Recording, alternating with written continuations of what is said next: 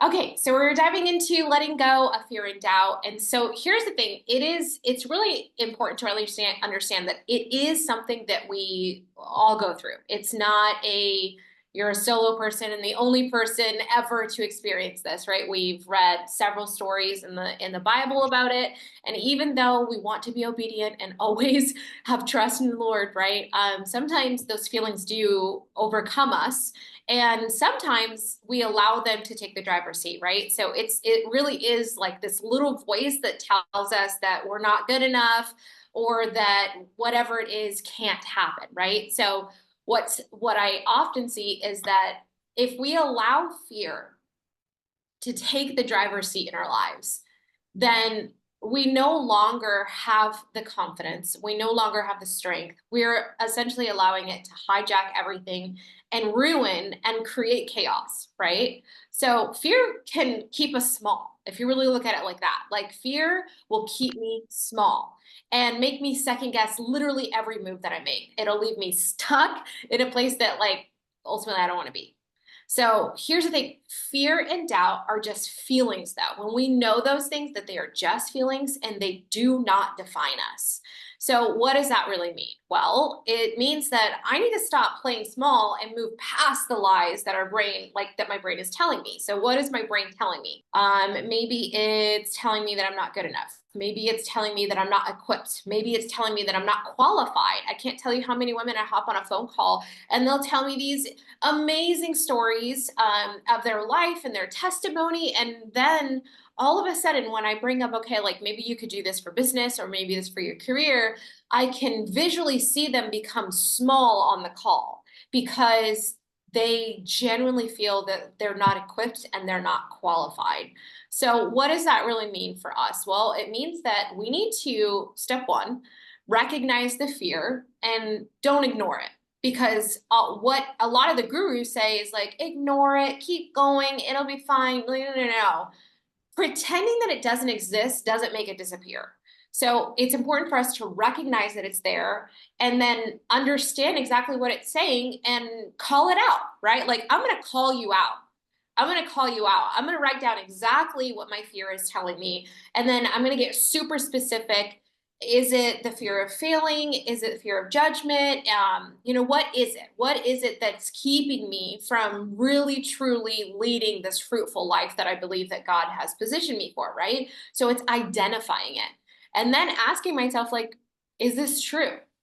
And spoiler alert, it never is, right? Like it never is. Anytime you actually take the position of like, is this true? Is this truly right? Like, is this does this have any kind of truth? Does it have an anchor in my life? Like most of the time it doesn't. Most of the time it's something that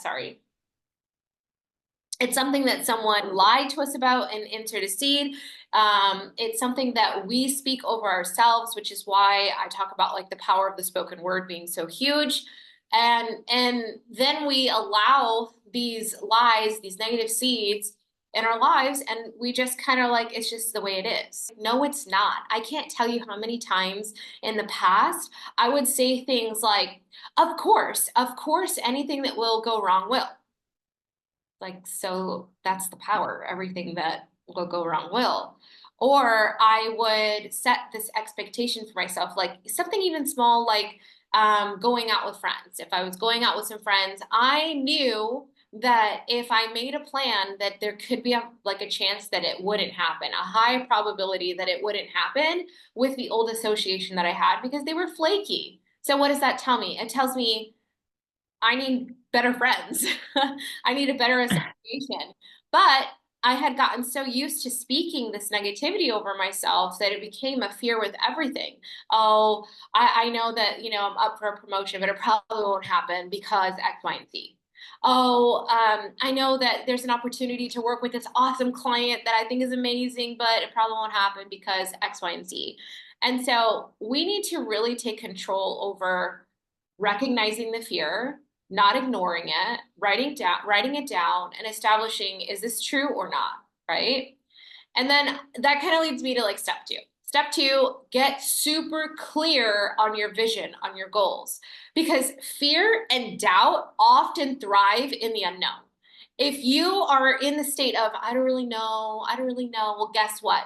Fear and doubt are going to run rampant in your life. So we need to flip the script, right? What are my goals? What am I getting after? And understanding that clarity kills fear. When you understand that clarity kills fear, it gives you a sense of control. You're gaining control back in your life, right? Because then you're being ruthless. Like I know what I want, how I want it. I know the date. I know that I'm not striving for perfection, but the progress is going to happen because I'm putting action, right? So if you're fuzzy on like what you're aiming for, fear is always going to sneak back in. It's always going to tell you, yeah, but this person's more qualified. Yeah, but they can have those things, but that's not going to happen for you. Yeah, but you know what I mean? So when we get really, really like focused, like laser focused, and write down our vision, we really drown out the noise, right? Step three is taking action. If we don't take action, so if we're not actually moving our feet, basically fear loves procrastination, right? It feeds on hesitation and indecision. That's like period. That's what fear does. Fear, if you put procrastination like in the dictionary, fear should be right next to it. Because most of the time we are procrastinating because there's something in the back of our minds that are like keeping us from where we need to be. So the best way to really kill fear is to take fast and decisive action, right? So one small step. It doesn't need to be overwhelming, but if we take one small step each and every day towards our goal, towards a business, towards whatever it is that we are really trying to make happen today, it weeds out the fear. It weeds out the doubt. Stop leaving things for tomorrow. Stop leaving things for next week. It needs to be today, right? So like when we truly get into motion, fear can't keep up, right? Because you're striving for your goals. You're let's say you're on a weight loss journey. Okay, well, you're working out, you're eating clean, you're reading all the books that you need to read and really diving into your craft and honing into who you're supposed to be rather than allowing fear to take the driver's seat, right? I think another thing, step four, which would be really reframing your failure and kind of count it as, well, data, right? Because here's the deal. You're gonna fail. We all fail, but it's the best thing that can honestly happen to us because it allows us to really be like, okay, that didn't work. How can I be better? Right? The sooner you fail, the faster you learn. So failure isn't a sign that you're going down the wrong path. It's feedback. Use it as data. Like, okay, that didn't work. I'm going to improve this X, Y, and Z. And then every time you do that, you're able to see, okay, like this doesn't work, but I'm becoming better because I'm improving, right? I'm getting more information. I'm understanding how to pivot. I'm understanding how to adjust. It's basically just data. It's not defeat, right? Like that, I think that's the best way to really look at it. Like if I'm just collecting data, if I'm just really understanding the things that are, not working, it just means that it positions me to be in the best place, right? That means I am closer to being in alignment to the way that God wants me to be. But many times we're told that if you fail a certain amount of times, you should give up. Have you ever been told that? Like, I know I have. I've been told that, like, hey, Lily, like, that's just not working out. So, like, maybe you should pivot and try a complete different career, a complete different business. I remember in the very first business that I ever built, my entire family was very against it because it was not traditional. It wasn't, I left college because of it, and not even just college. I left medical school. I really believed that I could build something great outside of it, and I did. And in that process, I met my husband and really have been able to build a fruitful life from that. But if I would have listened to my family, if I would have listened to the fact that I was failing continuously and not at, like, I think for me, I tend to be I'm very optimistic about everything. Like I'm like, okay, so this isn't working, but I know that this will happen. And I've been called overly optimistic. Have you ever been called overly optimistic? I don't. It's I used to kind of take it as I used to get really offended over it because I'm like, why do you keep saying that? I'm not overly optimistic. But I am. I now know that sometimes I am overly optimistic, which means that sometimes I think that something is going to happen sooner than when it's supposed to happen. So for example, that first business, I was like, oh, I'm gonna be making like millions of dollars in like 8 months. I was overly optimistic, right? I did create a lot of money, but it wasn't millions of dollars, right? Not and certainly not in 8 months. But I remember kind of saying that and putting it all around me and speaking it. And anytime I was failing, my family would be like, it's just not working. Like it's not working until it did until I was able to walk away from my job at the age of 26, until I was able to build businesses even further than I ever thought that I could. And so it's like you got to just realize that failing forward is necessary, right? And anytime you fail, it's just a collection of data, right? Step 5, I think, is going to be surrounding yourself with boss-like energy, bold energy. And I know that energy is used in a worldly kind of term, but that's not how I mean it. I just mean it with the fellow Christian people who have unshakable faith, right? They're speaking positive. You're hanging. Here's the thing. Okay, so if you're hanging out with people who also live in fear and doubt, you're gonna stay stuck, right? Because fear is contagious. And guess what? So is courage, right? Like so is courage. And so when you get around the right people, the bold energy, the people who are like excited about life, who are excited about you, who are praying for you, who are partnered with you, who are speaking positivity, it just does something completely different for your spirit. It gives you courage. It helps you be bold. It helps you step into action, right? Because you're not allowing fear to run the show. You don't even have time for it because you're surrounded by so many great, amazing people, right? And here's the thing, when you see more people walking in a space that it's not fearful, it's not doubtful, and it's bold and great, and you see them accomplishing things, you'll also start believing that you can too, right? So there's something powerful about being around people who are like-minded, being around people who are excited about life and the things that are happening. Because if you surround yourself with what I like to call vampires, right? And people who are just completely consumed with fear and doubt. And then they pour that onto you. And all of a sudden, you're thinking things that you didn't think about before. You're doing things that you didn't think you would do before. You're not remembering that you are qualified and equipped in order to do great things in your life. You start falling into a space of, what if this doesn't work? Or yeah, I have a business, but it's not going to succeed the way others do, right? It's just we cannot allow fear to come in. And so taking action, being around the right people, and I think the last step is honestly doing the things that scare us and doing them literally repeatedly. Because here's the truth, fear doesn't go away. It just doesn't. There's always going to be, as when you're leveling up, there's going to be another level of fear that's there. It's just a matter of training ourselves to really take action anyway, to do the things that are necessary anyway, to partner with the Holy Spirit, to talk to God, to have confidence. Every single new level that you get to is going to bring something new, a level of, fear or doubt, but are we going to allow those things to consume us? Because the more that we do, like the more things that we do that scare us, the easier it becomes, right?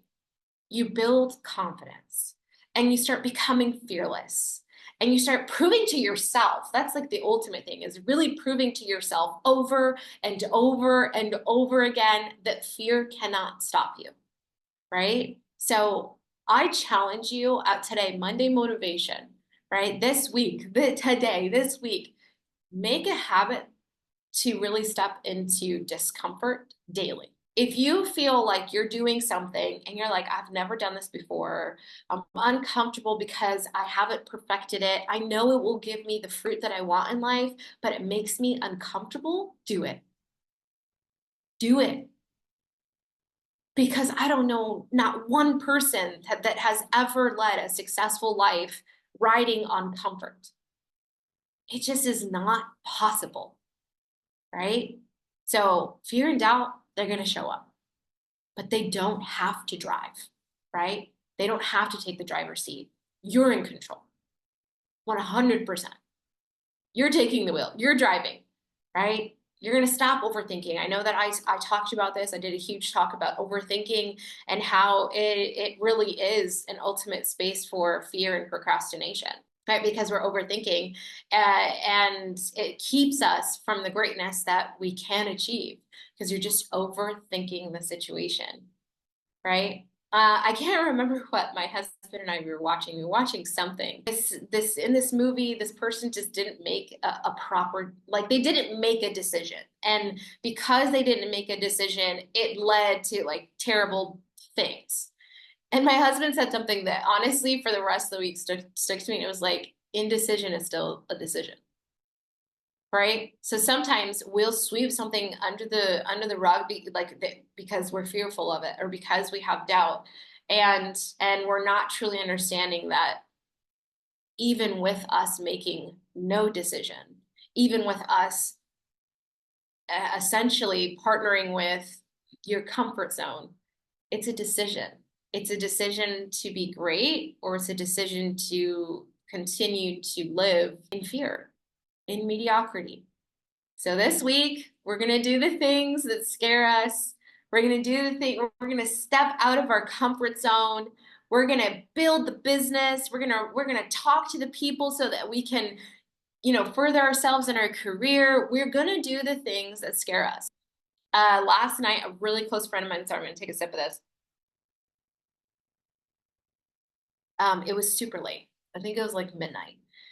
And my friend texted me and she said, Hey, is there any way you can pray for me? I just am so overwhelmed with fear right now. And she's waiting for some really big things to happen that she's invested into. And I totally get it. Like it's a whole different ballgame when when you've invested into certain things like the stock market or crypto. You're like, I see the baby, but also sometimes, fear comes in. And she just had this overwhelming amount of fear. And she's like, what if it happens for everyone else and not me? And I had to literally remind her of God's promises. Like he has given her dreams specific about this particular investment, like so many dreams. He's told her and showed her, particular things on platforms. He has showed her great things with her future, houses that she's going to purchase, people that she's going to help. And so I had to remind her, I was like, hey, God already told you what it's going to look like. So even if there is a dip, it doesn't mean that that's finite because God already told you it's happening. So we need to understand that even in the position of maybe God told you already, you had the dream. He already told you the things that are going to be happening. He already told you, exactly what it's going to look like. You just don't know the time, right? And because we don't know the time, we allow the world to tell us, maybe you heard it wrong. Maybe that was just like a metaphor for something else in your life. I can't like no. He showed it to me, right? Whether that be, hey, this was a warning for something. I can't even tell you how many times God has sent me warning dreams. And you would think I would learn. And then later on, something happens and I'm like, oh, God showed this to me and I totally forgot, right? But even for her situation, I was I was like literally texting her, hey, like, remember when God said this? Remember on this date, he said this, remember this. And not to say that I'm great, but get you a coach, a friend, people in your life that whenever you're in fear or doubt, they're going to be like, no, remember this? Remember the promise about this? Remember when God said this? Remember when the cookie crumbled and then an angel showed up and, just whatever. We have to put ourselves in a position that we also ultimately, out of all of those steps, I think step number 7 is truly partnering with God, truly partnering with Him and allowing Him to have the full driver's seat, right? We are moving our feet. We're not going to stay stagnant, but we are going to fully partner with Him. I actually, you know what? I knew I was going to need this. I put my Bible here. I have something to read you. Hang on. I read it today. Give me a second because this thing is huge. Hang on. I read this today and I was like, this is fitting. Okay. So, and this is just my take of it. So I'm going to read two things to you. I'm in Proverbs 14:23. There is profit in all hard work, but endless talk leads only to poverty. Poverty. I don't know what that is. And so this kind of made me think of the person that sits and just prays but doesn't move their feet, right? Like we're not actually doing the hard work, we're just talking about it. Have you ever seen anybody like that? Or have you ever been in that position where you're like talking about all the great things that you're going to do, but you're not moving your feet and putting yourself in action? That's poverty.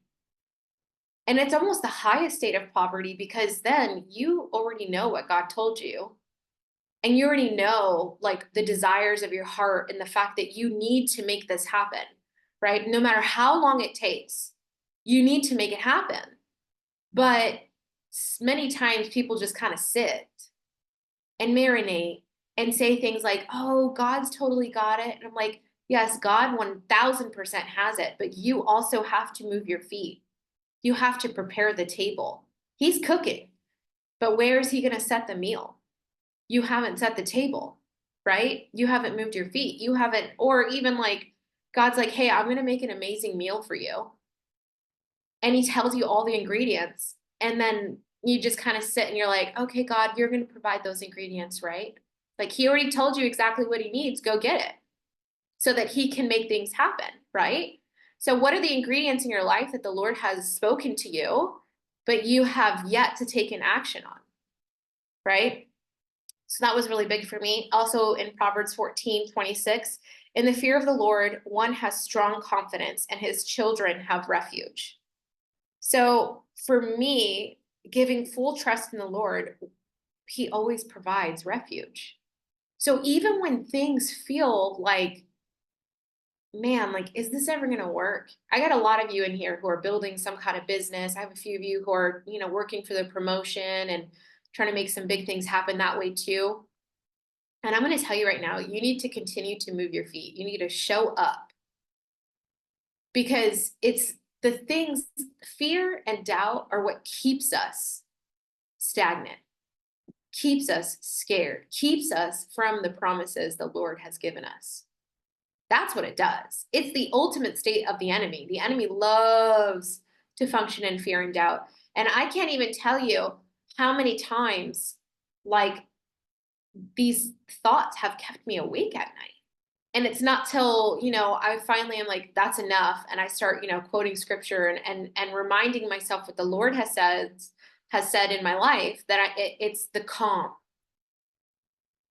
So sometimes when you're in fear and doubt, not sometimes, all the time, whenever you're in there, I need you to stop for a second and remind yourself, what does God say about this? What does he say about this? And if you're like, oh man, he's never really spoken to me about this subject, there's this thing, and it's actually, you guys got to read it. It's the #1 selling book in the world.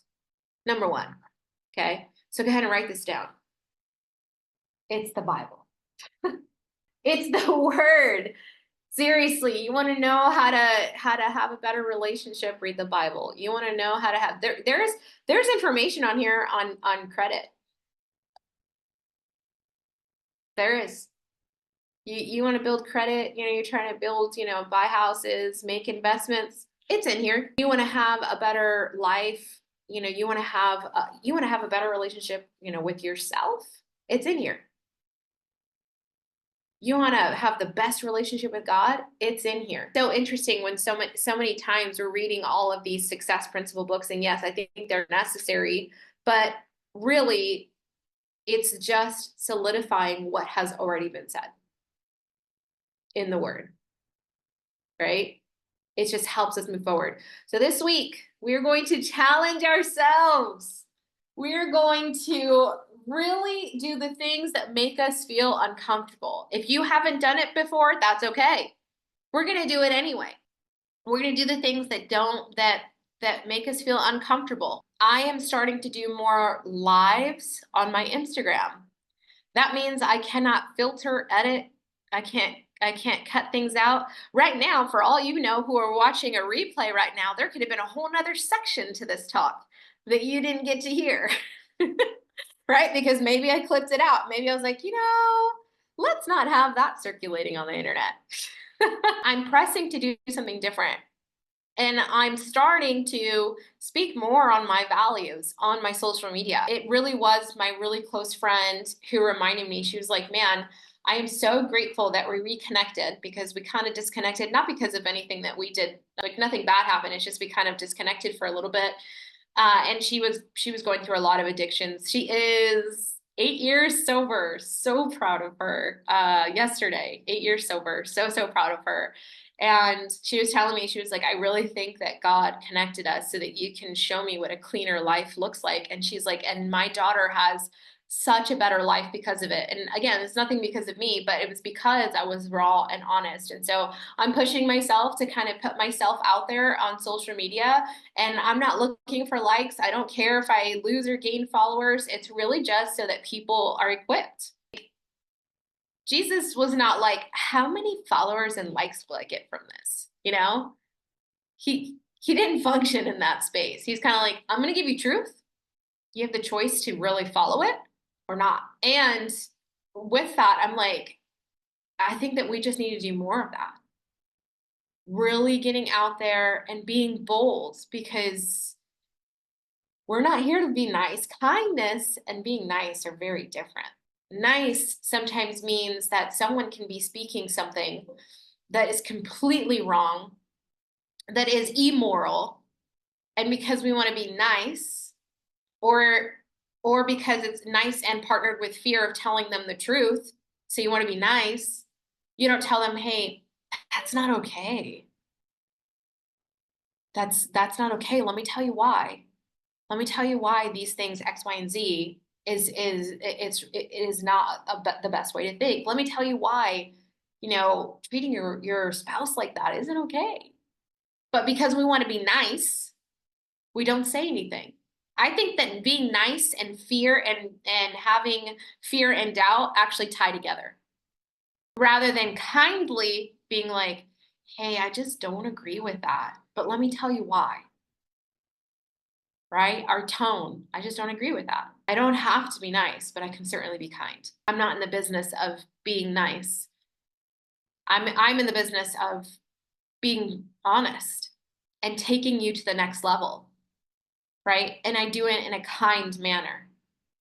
But I if someone and I say this all the time, you either love me or hate me because I'm either way too bold for you and you're like, oh, she's just not nice. I don't like her. Or you're like, I love that she's honest. I love that she's never going to sit there and stroke my ego. She's always going to keep it real with me. That's why a lot of you choose to coach one-on-one with me. And it's not because I have millions of followers. It's because I'm going to take you where you need to go. Right? I'm not going to allow fear and doubt of losing you in the group, losing you as a friend, losing you as a one-on-one client, and choose to be nice. That's not okay, in my opinion. And if it's not your opinion, we can talk about it kindly. So pumped today. Do something that's